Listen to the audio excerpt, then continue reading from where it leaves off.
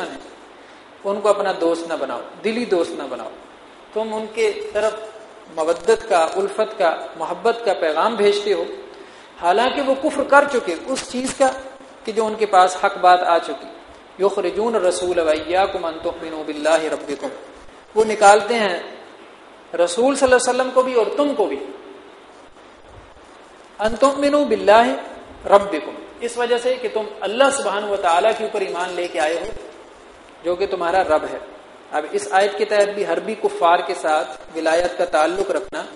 یا ان کی مسلمانوں کے خلاف مدد یا جاسوسی کرنا، یہ ساری چیزیں جو ہیں وہ حرمت میں داخل ہیں. اسی طرح مسلمانوں کے لیے اپنے ان باپ دادا سے بھی تعلق ولایت، یعنی اہل ایمان جیسا تعلق رکھنا اور مواخات حرام ہے جو اللہ اور اس کے رسول صلی اللہ علیہ وسلم کے دشمن،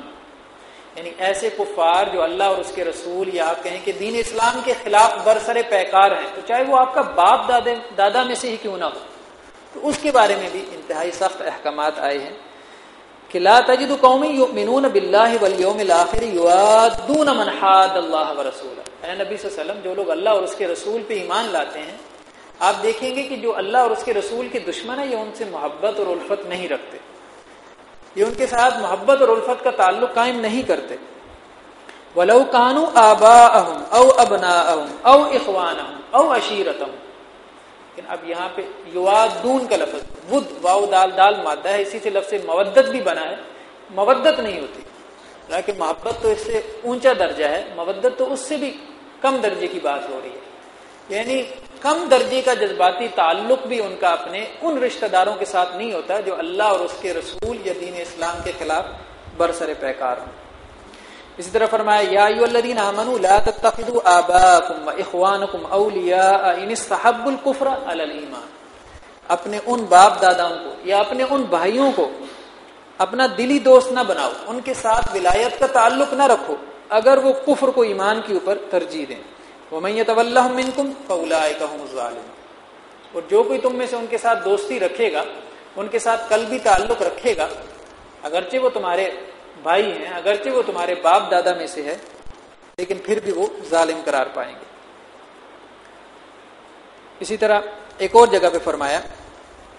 کہ لا ينهاكم الله عن الذين لم يقاتلوكم في الدين ولم يخرجوكم من دياركم ان تبروهم وتقسطوا اليهم ان اللہ يحب المقسطین. انما ينهاكم الله عن الذين قاتلوكم في الدين واخرجوكم من دياركم وظاهروا على اخراجكم ان تولوا. یعنی جن لوگوں نے تم کو تمہارے گھروں سے نکالا یا تمہارے خلاف تمہارے دشمنوں کی مدد کی یا تمہارے اوپر چڑھ دوڑے یا تمہارے خلاف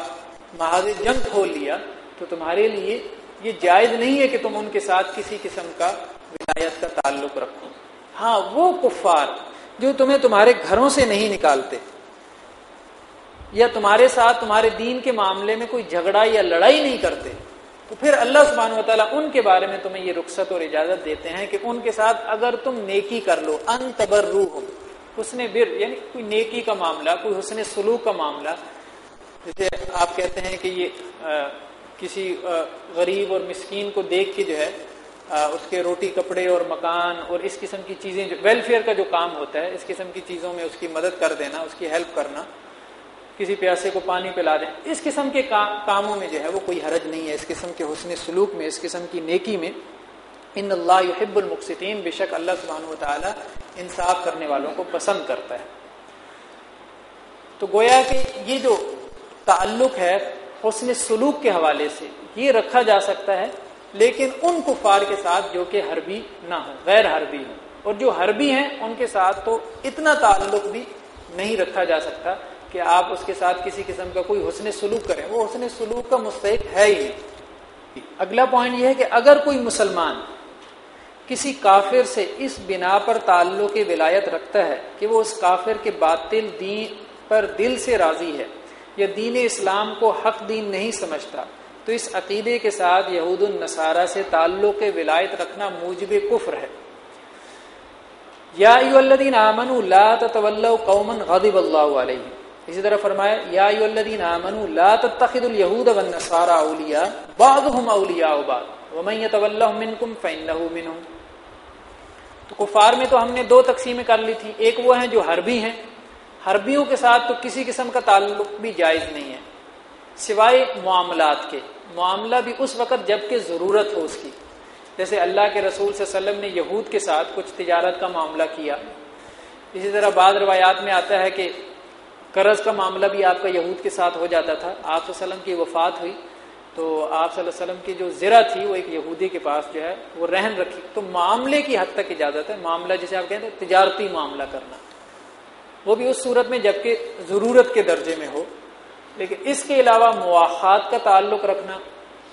مواسات کا تعلق رکھنا, دلی ہمدردی کا تعلق, ولایت کا تعلق رکھنا, حسن سلوک کرنا اس کے ساتھ, کوئی نیکی کرنا, تو اس کا جو ہے وہ مستحق نہیں ہے کوئی بھی حربی کافر. ہاں جو غیر حربی کافر ہیں ان کے لیے معاملات کے علاوہ حسن سلوک کی بھی اجازت دے دی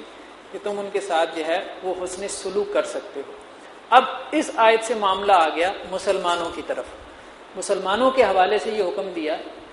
بنیادی طور پہ جو واضح حکم ہے وہ یہ ہے کہ کفار کے ساتھ اور اسی طرح اہل کتاب کے ساتھ. اب جب اہل کتاب سے تعلق ولایت رکھنے سے منع کر دیا تو مشرکین کے ساتھ تو بالاولیٰ منع ہوگا.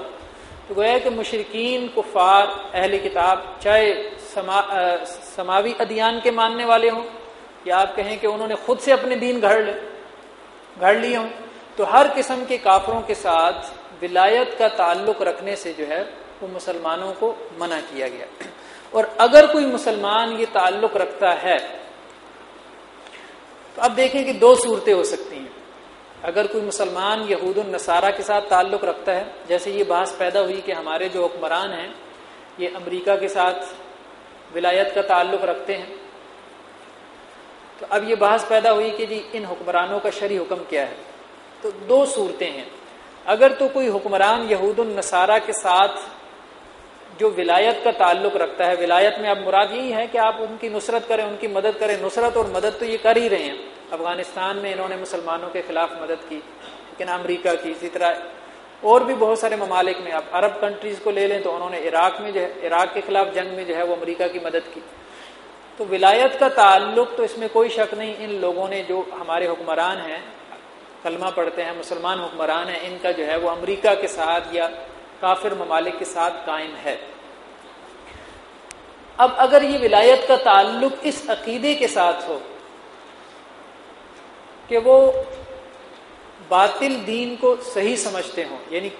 کافروں کے دین کو یا اہل کتاب کے دین کو اچھا سمجھتے ہوں اور اپنے دین کو حقیر سمجھتے ہوں, یا ان کے دین کے اوپر دل سے راضی ہوں, اس اعتبار سے اگر ان کا تعلق ولایت ہے تو یہ ایسا تعلق ہے جو کہ کسی کو دائرہ اسلام سے خارج کر دیتا ہے, گویا کہ موجب کفر بن جاتا ہے. جیسا کہ فرمایا گیا وَمَن يَتَوَلَّهُ مِنكُمْ فَإِنَّهُ مِنْهُمْ. اب ظاہری بات ہے یہ جو بات آئی تھی یہ ان منافقین کے بارے میں تھی جو منافقین مشرکین کے ساتھ دوستیاں رکھتے تھے, اور مشرکین کے حوالے سے ان کا یہ عقیدہ تھا کہ مشرکین جو ہے وہ مسلمانوں سے کیا ہیں, بہتر ہیں, یا مشرکین کے دین کے اوپر وہ کیا تھے, راضی تھے, اور دین اسلام سے وہ کیا تھے, عقیدتاً. یعنی آگے جو ہے نا فطر الذین فی قلوبہم مرض, ان لوگوں کے دلوں کے اندر مرض ہے, روگ ہے, نفاق کی بیماری ہے, اعتقادی منافق تھے, یعنی دین اسلام کے اوپر راضی نہیں تھے, دین اسلام کو حقیر سمجھتے تھے, اس کو اس قابل نہیں سمجھتے تھے کہ اس کے اوپر عمل کیا جائے یا اس کے مطابق زندگی گزاری جائے. تو اگر تو اس سوچ اور فکر کے ساتھ اہل کتاب کے ساتھ تعلق رکھا جائے تو پھر تو جو آیت میں حکم ہے وہی اس کے اوپر لاگو ہوگا, وَمَن يَتَوَلَّهُم مِّنكُمْ فَإِنَّهُ مِنْهُمْ. ہاں, ایک دوسری صورت یہ ہو سکتی ہے کہ کوئی حکمران آپ کہیں کہ کافروں کے ڈر سے, یعنی اپنے دین کو تو صحیح سمجھتا ہو اور یہ سمجھتا ہو کہ جی مجھے کفار کی اتباع نہیں کرنی چاہیے, ان کی پیروی نہیں کرنی چاہیے, لیکن آپ کہیں کہ بشری کمزوریاں ہوتی ہیں, مالی مفادات کی خاطر, آپ کہیں کہ ڈالر کی خاطر, ڈالر کی محبت میں, آپ کہیں اپنے عہدے اور اقتدار کے لیے, یا امریکہ کی ٹیکنالوجی سے خوف اور ڈر کی وجہ سے. اب یہ اللہ جانتا ہے, ہم اس وقت حکم نہیں لگا رہے, ہم تو سمجھ رہے ہیں کہ سچویشنز کیا ہو سکتی ہیں. اگر کوئی اس وجہ سے کرتا ہے تو اگرچہ یہ تعلق تو اب حرام ہے, یعنی اس سے منع تو فرمایا یا ایھا الذین آمنوا لا تتخذوا اليہود والنصارى اولیاء, لیکن اس صورت میں آپ یہی کہیں گے کہ وہ فاسق ہے, فاجر ہے, ایک ایسی چیز کا ارتکاب کر رہا ہے جس سے اس کو منع کیا گیا ہے، لیکن وہ دائرہ اسلام سے خارج نہیں ہوگا. دائرہ اسلام سے اس وقت خارج سمجھا جائے گا جب کہ وہ اپنے دین کو یعنی دین اسلام کو اس طرح سے سمجھتا ہو کہ یہ اب اس قابل نہیں رہا کہ میں اس کے اوپر عمل کروں، اور اپنے دین کو کم تر سمجھ رہا ہو اور اہل کتاب کے دین کو برتر سمجھ رہا ہو. اس سے اگلی جو آیت ہے وہ سورہ ممتحنہ کی وہی آیت ہے جو کہ آپ حضرات کے سامنے پہلے تلاوت کی گئی کہ قد کان لکم اسوۃ حسنۃ فی ابراہیم والذین معہ،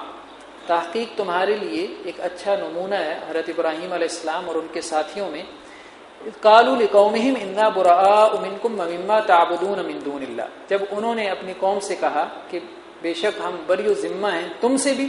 اور اس سے بھی جن کی تم اللہ کے سوا عبادت کرتے ہو. کفرنا بکم، ہم نے تمہارا انکار کیا. وبدا بیننا وبینکم العداوۃ والبغضاء ابدا،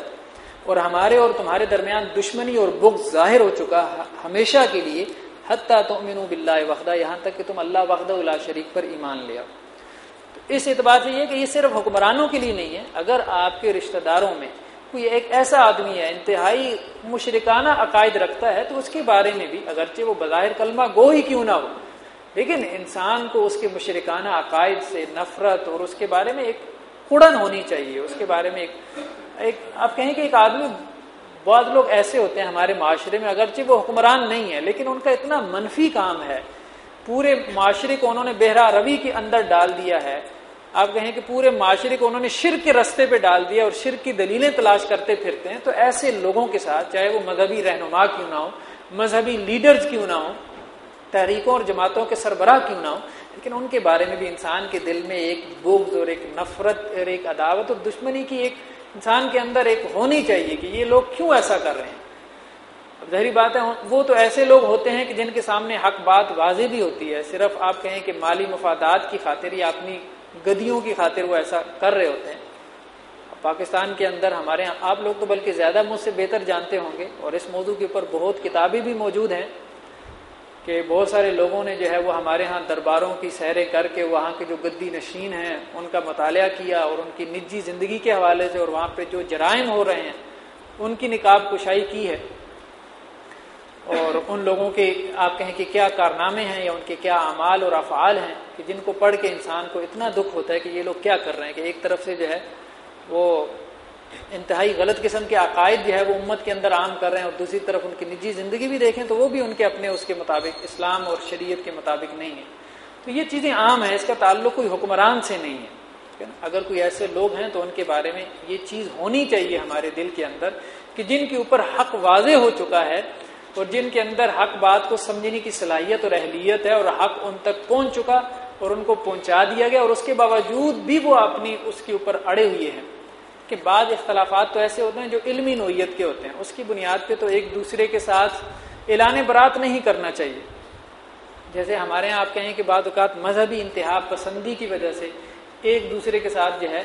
وہ مذہبی طبقے جو ہے وہ اعلان برات کا اظہار کرنا شروع کر دیتے ہیں. تو یہ نہیں ہونا چاہیے. ہاں، جس کے اندر واقعتاً کچھ عقیدے کے مسائل ہیں کہ جن کو دین اسلام نے بنیادیں قرار دیا ہے، تو اس کی بنیاد پہ جو ہے وہ الولاء والبراء کا یہ عقیدہ جو ہے وہ اپنایا جا سکتا ہے، چاہے وہ اپنے آپ کو مسلمان ہی ظاہر کیوں نہ کر رہا ہو. لیکن اگر اس کے عقائد میں شرک اور کفر کی بنیادیں ہیں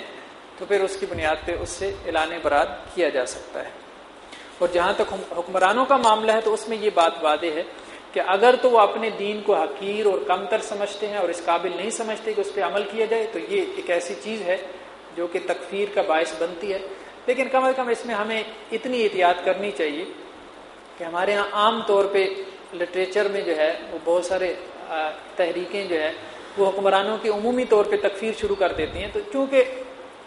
عوام الناس کا یہ میدان نہیں ہے تو اس چیز کو علماء کے اوپر چھوڑ دیا جائے. ہمارے یہاں علماء کے طبقے الحمدللہ سے موجود ہیں، دیوبندی طبقے بھی ہیں، اسی طرح اہل حدیث کے ہاں بھی ہیں، جلیل القدر علماء ہیں. تو عمومی طور پہ تو بات کی جا سکتی ہے. وَمَن لَّمْ يَحْكُم بِمَا أَنزَلَ اللَّهُ فَأُولَٰئِكَ هُمُ الْكَافِرُونَ، جو اللہ کے احکامات کے مطابق فیصلے نہیں کرتا وہ کافر ہے، دائرہ اسلام سے خارج ہے. جب اللہ نے فتویٰ دے دیا تو ہم کیوں نہ فتویٰ دیں؟ کون سا مفتی فتویٰ نہیں دے گا؟ لیکن مسئلہ یہ ہے کہ یہ ایک عمومی بات ہے،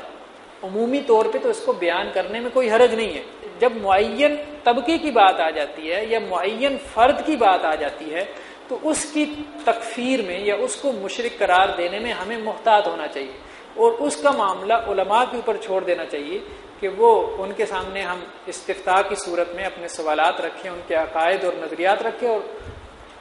وہ الحمدللہ ان کا یہی فیلڈ ہے، ان کی یہی جاب ہے، وہ اس کو واضح کریں، اس کو بیان کریں۔ قرآن و سنت کی نصوص بھی عمومی ہیں، تو عمومی طور پہ اس کو ہمیں یعنی بیان کرتے ہوئے بھی اس کے عموم میں ہی رہنا چاہیے۔ تو بس یہ ایک چیز ہے کہ جس سے ذرا محتاط رہنے کی ضرورت ہے کہ عقیدہ الولاء والبراء کی بنیاد پہ ہمارے ہاں اس وقت تکفیر بھی کی جا رہی ہے۔ تو عمومی طور پہ تو اگر یہ بات ہو کہ اگر حکمران ایسا ہے، اگر جج ایسا ہے، مثال کے طور پہ عمومی انداز میں تو عقیدے کی کتابوں میں بھی یہ باتیں لکھی ہوتی ہیں کہ اگر کوئی جج یہ سمجھتا ہے کہ جس کے مطابق میں فیصلہ کر رہا ہوں دنیاوی قانون کو اگر وہ اللہ کے قانون سے بہتر سمجھتا ہے تو وہ دار اسلام سے خارج ہو جاتا ہے۔ ہاں، اگر اب آپ کہیں کہ جی فلاں جو ہے نا وہ جسٹس افتخار صاحب جو ہے وہ دائرہ اسلام سے خارج ہو، نہیں، یہ اب ایک معین بات، اس سے بچنا چاہیے، ٹھیک ہے نا۔ عمومی بات کرنے میں کوئی حرج نہیں ہے، ٹھیک ہے نا۔ جو معین اشخاص کی تکفیر ہے یا معین افراد کی یا معین گروہوں کی یا معین جماعتوں کی، تو اس بارے میں معاملہ جو ہے وہ حکم علماء کے اوپر اور فقہاء کے اوپر جو ہے وہ چھوڑ دینا چاہیے، ان کا میدان ہے، ان کا وہی اس کے اہل ہیں۔ قرآن و سنت میں عمومی طور پہ یہ آیات آئی ہیں، عمومی طور پہ احادیث آئی ہیں، عمومی طور پہ ان کو بیان کرنے میں ان کے آپ کہیں کہ وہ ایک اہمیت اور شدت بھی باقی رہتی ہے، یعنی اگلے کو بات سمجھ میں آ رہی ہوتی ہے، کوئی نام لینے کی ضرورت بھی نہیں ہوتی، یعنی بات تو سمجھ میں اگلے کو آ جاتی ہے اگر اگلا جو ہے وہ سمجھنے کے لیے ذہن رکھتا ہو، بجائے اس کے کہ ہم نام لیں، اور نام لینے سے کیا ہوتا ہے، اس سے آپ کہیں کہ اس میں اختلافات بڑھیں گے،